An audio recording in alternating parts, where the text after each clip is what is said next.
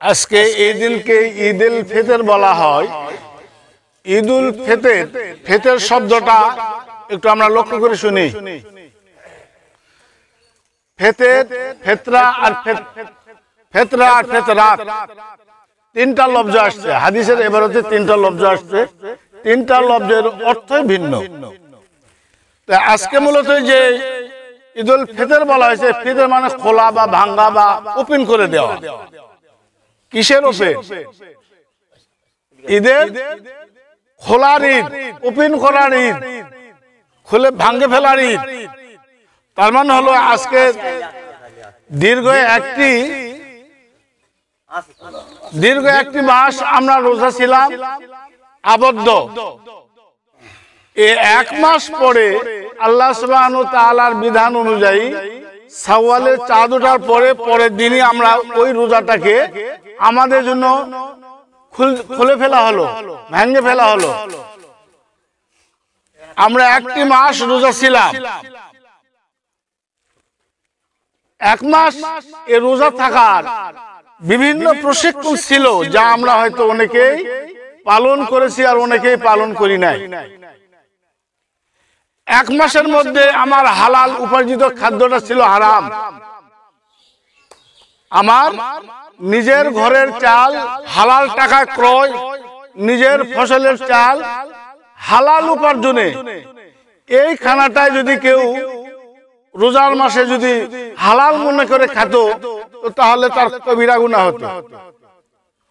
এটা হলো হালাল ছিল, খাবার যে চালটা ছিল হালাল, কিন্তু যদি খাইতো তাহলে তার জন্য কি হয়েছিল? হারাম। এই যে হালালটাকে আল্লাহ সুবহানাহু ওয়া তাআলা ওই দিন তার বিধান দিয়ে, তার রিসালাত দিয়ে হারাম ঘোষণা করলেন। তো রমজানুল মুবারক মাসে আমরা হালাল জিনিসটাকে আমরা হারাম মনে করে আমরা বন্ধ করেছিলাম।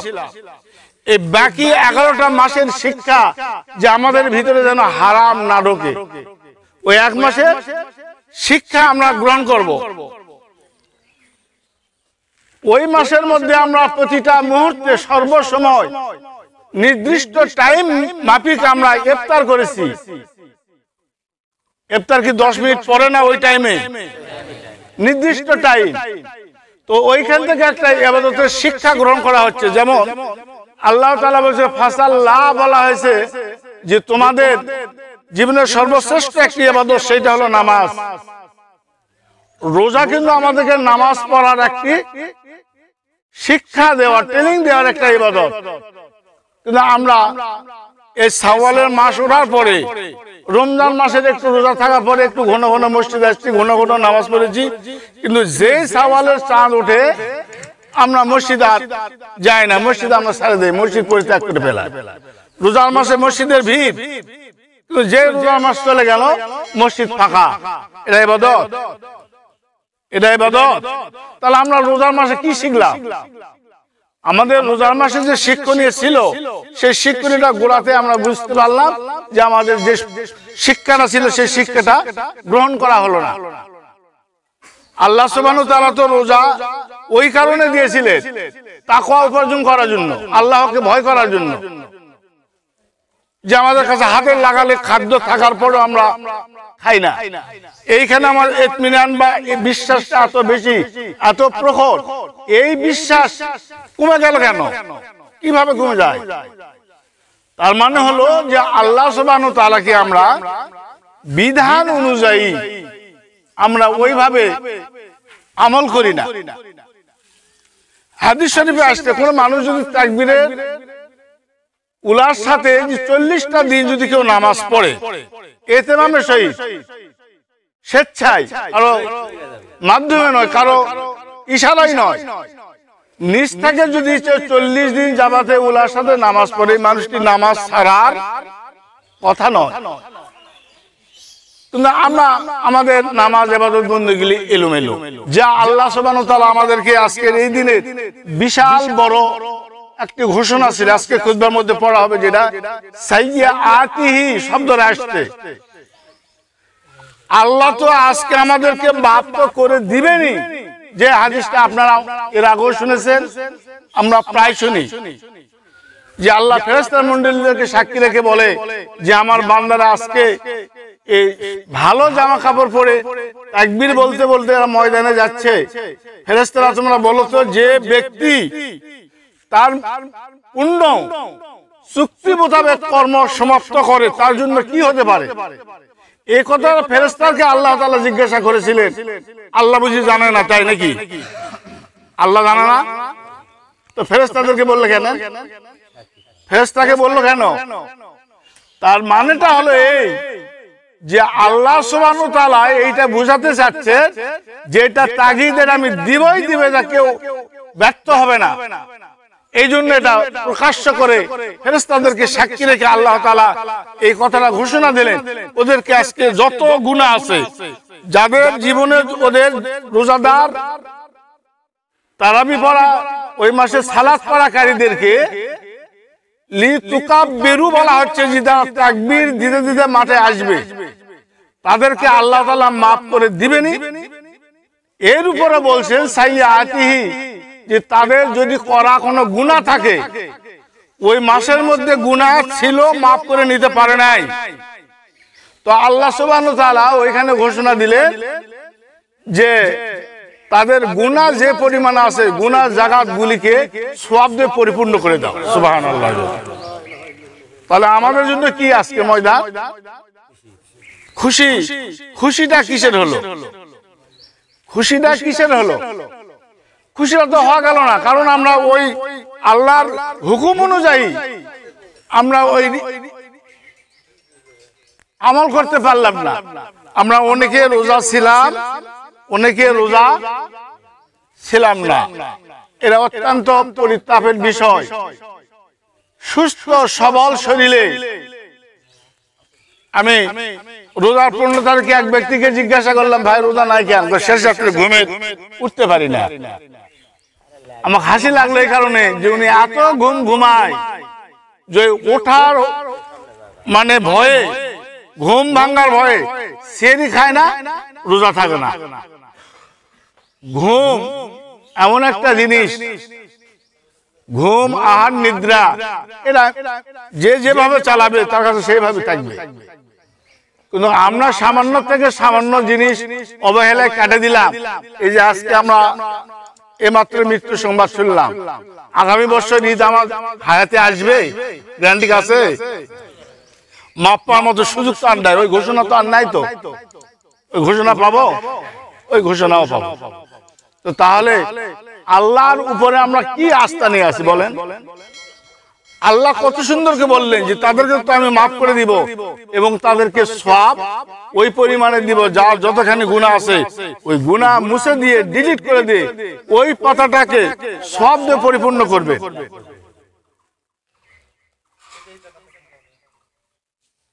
আমরা ফিতরা দেই, ফিতরা তিনটা শব্দ, ফিতরা, ফিতর আর ফিতরাত। কুল্লু মাউলুদুন আলা ফিতরাত, প্রত্যেকটা মুসলমানই তার ফিতরাতের উপরে জন্মগ্রহণ করে। এই ফিতরাত এই শব্দটা কিন্তু তিন ভাবে ব্যবহার হয়েছে। ঈদুল ফিতর, ফিতরা আর ফিতরাত, তিনটা শব্দ দ্বারা ব্যবহার হয়েছে, তিন জায়গায় ব্যবহার হয়েছে। তিনটা এই ঈদুল ফিতর এখানে ভাঙ্গা, আর যেটাকে বলা হচ্ছে আমরা ফিতরা দেই, ফিতরা, ফিতরা মানে ভুল সংশোধনী। মূল কথা হলো ভুল সংশোধনী। আমার রোজার কোনো ভুল ত্রুটি হয়ে গেলে সেটা যেন শুধরে নেওয়া হয়, সঠিক হয় যেন, এই জন্য আমরা ফিতরা দেই। ফিতরা কিন্তু আমরা যারা দেই, ফিতরাও কিন্তু দেওয়ার অনেকে আমরা তরতিব রাখি না। সেটা হলো এইরকম যে আমার ইচ্ছা মতো দিয়ে দেই, আমার ফিতরা কত আসলো সেটা ভিন্নকে বের করি না, এটা আমাদের দোষ। ফিতরা আল্লাহর দয়া নয়, দান হলো আল্লাহর দয়া নয়। এটা হলো আল্লাহ, মানে আল্লাহ ওইভাবে চাচ্ছে না যে আল্লাহ তাআলা মানুষের মাঝে, বান্দার মাঝে স্বাধীনতা দিয়ে রেখেছে যে তোমরা কি করে দেখি। আর তো ফিতরা যদি আমার 5 জন হয়, তো 5 জনের ফিতরার টাকাটা আমি আগে বের করে নিব, বের করে নিয়ে সেখান থেকে আমি ফিতরা দিবা শুরু করব। কিন্তু আমরা তা করি না, আমরা মূলধন আর ওই ফিতরার টাকা এক জায়গায় রাখি, এক জায়গায় রেখে আমরা দিতে দিতে দেখা গেল 10 টাকা বেশি হয়ে যেতে পারে, 10 টাকা কমে যেতে পারে, তাহলে ফিতরা আদায় হলো না। কারণ রোজা থাকার পরে 5 মিনিট আগে যদি ইফতার করি তাহলেও রোজা হবে না, 5 মিনিট পরে যদি ইচ্ছা করে রোজা যদি ভাঙি তাহলেও রোজা হবে না। না কি মনে করেন হবে? তো রোজার বেলায় যদি আমার এই ইতমিনান আসে যে 1 মিনিট বা 2 মিনিট আকপাস হওয়া যাবে না, তাহলে ফিতরার ব্যাপারে, যাকাতের ব্যাপারে এটা রিসালাত, যেটা সঠিক পরিমাপ অনুযায়ী আমাদেরকে হতে হবে। সুতরাং আসেন আমরা যে ঈদুল ফিতরের শিক্ষা আমরা অনেক জায়গায় অনেক হুজুরদের মুখে আমরা মাসলা মাসেল ওয়াজ নসিহত শুনি, কিন্তু শোনাটা বড় কথা নয়, সেটা হলো বাস্তব জীবনে বাস্তবায়ন করা, আমার জীবনে বাস্তবায়ন করা। অনেকেরই ফিতরা আমরা দেই, কিন্তু অনেকের ফিতরা আদায় হয় না। যে এলাকার ফিতরা বান্দা হয় সেই অনুযায়ী আমরা দিব। তারপর আরেকটা কথা, যাদের দেওয়ার বেশি মানসিকতা আছে, ফিতরাটা মাপ অনুযায়ী দেওয়ার পরে আপনি বেশি দেন, এটা তো নিষেধ নাই। তো আজকের জন্য দিলে ওই যে চাইলে আতিয়ে বললাম যে 10 টাকা দিলে আপনি হলো 1000 টাকার হলো সওয়াব পাবে, মানে এত বেশি বাড়াই দিবেন আল্লাহ তাআলা। কিন্তু আমরা তো ওইদিকে ওই হাতটা কম। ইভেন আমরা অনেক সময় টাকা খুচরা করে ফিতরা দেই, ফিতরা বেশি বিচ্ছিন্ন করে দেওয়ার দরকার নাই, বেশি বিচ্ছিন্ন করে ফিতরা দেওয়ার দরকার নাই। যেটা গত জুমায় আমি বলেছি, মূল শব্দের 2-3 জনাকে দিয়ে দিবেন, বা একজনের ফিতরা একজনকে দিবে। হয়তো এমন 5 টাকা দিলেন, 10 টাকা দিলেন, এইরকম ফিতরা দিবেন না। ফিতরা যাকে দিবেন তাই জানবে যে তার কি দরকার। আমরা অনেকে ফিতরা টাকা দিয়ে শাড়ি কিনে দেই, লুঙ্গি কিনে দেই, এইরকম করতে যাবেন না। যিনারা ফিতরা গ্রহণ করবেন তাদের ভালো জানা, তার ওষুধ কিনা লাগবে না ঋণ পরিশোধ করা লাগবে সেটা তার ভালো জানা। কিন্তু আমরা অনেকে এই কামটা করি। আপনার অর্থ সাংবাদিক আছে, আপনার বোনকে আপনার নতুন একটা শাড়ি পাঠান, এটা তো আপনার গুনাহ হবে না। তো এই দিনে যদি আল্লাহর প্রতি অনুগ্রহশীল যদি আমরা না হই, আল্লাহর প্রতি যদি আমাদের মন ইমানকে ঝুঁকে না দেয়, আমরা দিব কোন টাইমে? আজকে এই দিনে কোন মুফাসসিরে কেরাম বলেছে 10টি সুন্নত, কোন মুফাসসিরে কেরাম বলেছেন যে 11টা সুন্নত। তো আমরা তো জানি না কি সুন্নত পালন করব।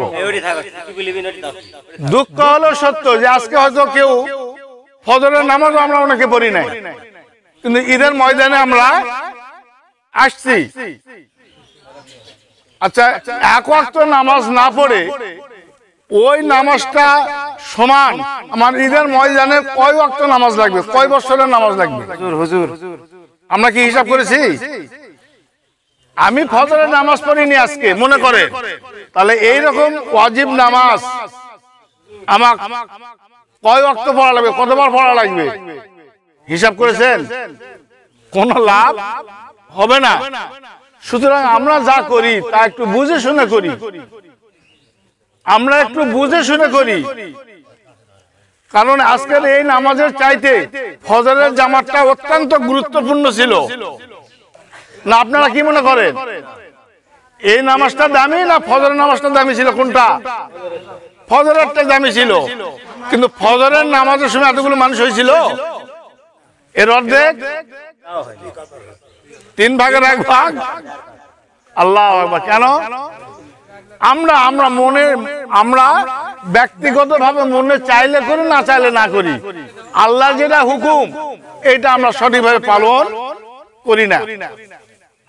আসেন আমরা আজকে এই ঈদুল ফিতরের দিনে ঈদের ময়দান থেকে আমরা শিক্ষা গ্রহণ করি যে আল্লাহর তাকওয়া উপার্জন করে, আল্লাহমুখী হয়ে, খোদাভীরু হয়ে আল্লাহর রজ্জুর দিকে আমরা ধাবিত হই।